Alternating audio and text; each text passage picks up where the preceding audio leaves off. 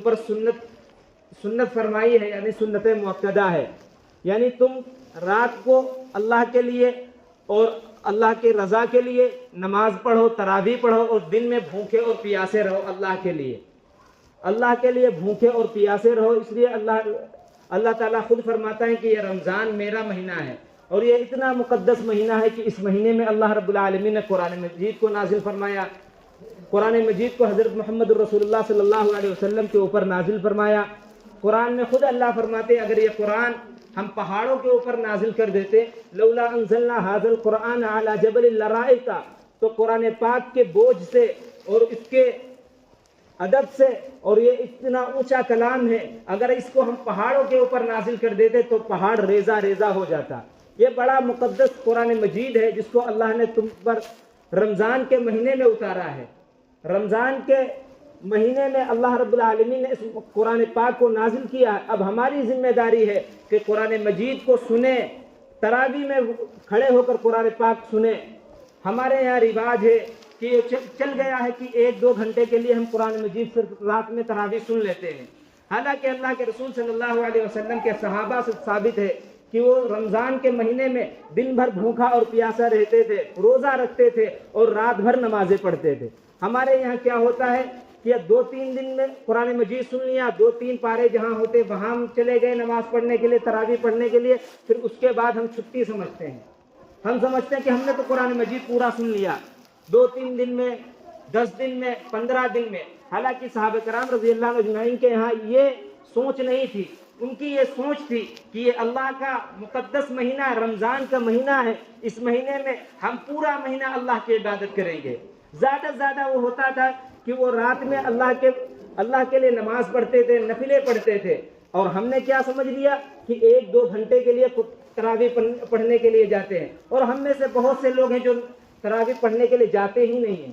بہت سے لوگ جاتے ہیں جو 3 دن میں سن کے چلے آتے ہیں، 10 دن میں قرآن سن کر چلے آتے ہیں، حالانکہ 10 دن میں اور 3 دن میں جو قرآن مجید پڑھا جاتا ہے، جو پڑھتا ہے وہ بھی نہیں سمجھتا، اور جو سنتے ہیں وہ بھی نہیں سمجھتے۔ قرآن پاک کی لعنت ہوتی ہے اس پر۔ اس لیے ہم اس رمضان کے مہینے ہم ارادہ کریں، نیت کریں کہ اس مہینے میں ہم وہاں قرآن مجید سنیں گے جہاں کم پارے ہوتے، تاکہ ہماری سمجھ میں آئے، ہم اس لعنت کے مستحق نہ بنیں، ہم اس قرآن پاک کی بد دعا نہ لیں کہ ہم وہاں تراویح پڑھنے کے لیے جا رہے ہیں، 3 دن میں ہم سے قرآن کا حق ادا ہوگا، ہم 3 دن میں سنیں گے، پتہ نہیں چلے گا کہ ہم نے کیا سنا۔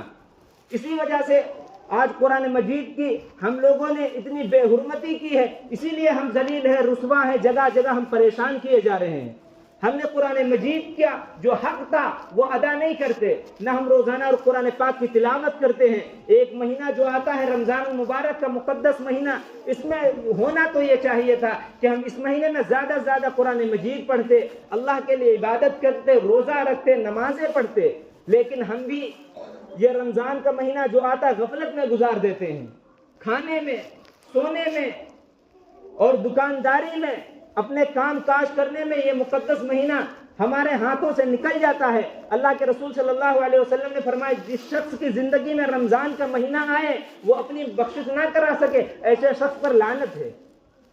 اس لیے ہم ارادہ کریں، نیت کریں کہ یہ جو مہینہ رمضان المبارک کا مہینہ آئے گا، ہم ابھی سے اپنی ترتیب بنائیں کہ کتنا سونا ہے، کتنا کھانا ہے، کیا کرنا ہے، اور جو کچھ اللہ کے رسول صلی اللہ علیہ وسلم نے اس مہینے کے احکام فرمائے ہیں، مثلا زکوٰۃ کے بارے میں فرمایا کہ زکوٰۃ ادا کرو۔ ہم یہ سمجھتے ہیں کہ نماز ہم پڑھ لیتے ہیں، یہی فرض ہے، نماز پڑھ لیتے ہیں، روزہ رکھ لے اور تھوڑا بہت تراویح پڑھ لیتے اور جو نیک کام کرتے، ہم یہ سمجھتے ہیں کہ مال خرچ کرنا یہ ہمارے اوپر فرض نہیں ہے۔ حالانکہ جہاں اللہ نے قرآن مجید کے اندر نماز کے بارے میں فرمایا، فوراً زکوٰۃ کے بارے میں فرمایا، الذین یؤمنون بالغیب ویقیمون الصلاۃ ومما رزقناہم ینفقون۔ ایمان والے وہی ہیں جو نماز پڑھتے ہیں، غیب کی باتوں پر ایمان رکھتے ہیں، زکوٰۃ ادا کرتے ہیں۔ جس طرح نماز پڑھنا فرض ہے، ضروری ہے، اسی طرح ہمارے لیے مال کو اللہ کے راستے میں خرچ کرنا ضروری ہے۔ لوگ یہ سمجھتے ہیں کہ ہم نماز پڑھ لیتے ہیں اور نیکی کے کام کر لیتے ہیں، مال خرچ نہیں کرتے۔ اللہ فرماتے ہیں وَلَٰكِنَّ الْبِرَّ مَنْ آمَنَ بِاللَّهِ وَالْيَوْمِ الْآخِرِ۔ نیکی یہ نہیں ہے کہ تم نمازیں پڑھتے رہو، نیکی یہ نہیں ہے کہ تم اللہ کے لیے تسبیح اٹھا کر گھماتے رہو۔ نیکی تو یہ ہے کہ اللہ کے لیے نمازیں پڑھو، اور جو اللہ نے تمہیں مال دیا ہے وہ اللہ کے راستے میں خرچ کرو. والیتامی والمسکین, یتیموں پر, مسکینوں پر, مسافروں پر اور ضرورت مندوں پر مال خرچ کرو اللہ کے راستے میں. اس لیے یہ ہم اپنے ذہنوں سے نکال دیں کہ نماز پڑھنا صرف عبادت ہے, روزہ رکھنا صرف عبادت ہے. روزہ رکھنا بھی عبادت ہے, نماز پڑھنا بھی عبادت ہے, اللہ کے راستے میں مال خرچ کرنا بھی عبادت ہے. اس لیے رمضان کا مہینہ آنے سے پہلے ہم اپنی ایک ترتیب بنائیں. ہمیں ترتیب کیا بنانی ہے کہ ہم اس مہینے کو, اس مقدس مہینے کو کیسے گزاریں گے, ہم کتنا کھائیں گے, کتنا سوئیں گے, کتنا کاروبار کریں گے اور کتنی اللہ کی عبادت کریں گے. اگر ہم یہ ابھی سے ترتیب بنائیں, یقین مانو جو عنقریب رمضان مبارک کا مہینہ آئے گا, اس مہینے کی مقدس لمحات اور اس کی برکات ہماری زندگی کے اندر آ جائیں گے. اور اللہ کے رسول صلی اللہ علیہ وسلم کا ارشاد ہے کہ اس مہینے میں قرآن مجید کی کثرت سے تلاوت کرو. اس مہینے میں اللہ کے رسول صلی اللہ علیہ وسلم کا معمول تھا کہ حضرت جبریل علیہ السلام آپ صلی اللہ علیہ وسلم کے پاس آتے تھے, آپ انہیں قرآن مجید سناتے تھے, پھر حضرت جبریل علیہ السلام آپ کو قرآن سناتے تھے. قرآن سے اس مہینے کا, رمضان مبارک کا بڑا گہرا تعلق ہے. اس لیے اس مہینے میں ہم بھی اپنا تعلق کو قرآن مجید کے ساتھ مضبوط رکھیں اور ہم یہ نیت کریں, یہ ارادہ کریں کہ اس رمضان مبارک کا مہینہ آنے سے پہلے ہم نمازوں کی پابندی کریں گے اور روزہ رکھنے کی کوشش کریں گے اور روزہ ہر حال میں رکھیں گے. اللہ رب العالمین ہم سب کو کہنے سننے زیادہ عمل کی توفیق عطا کروں. وما علینا.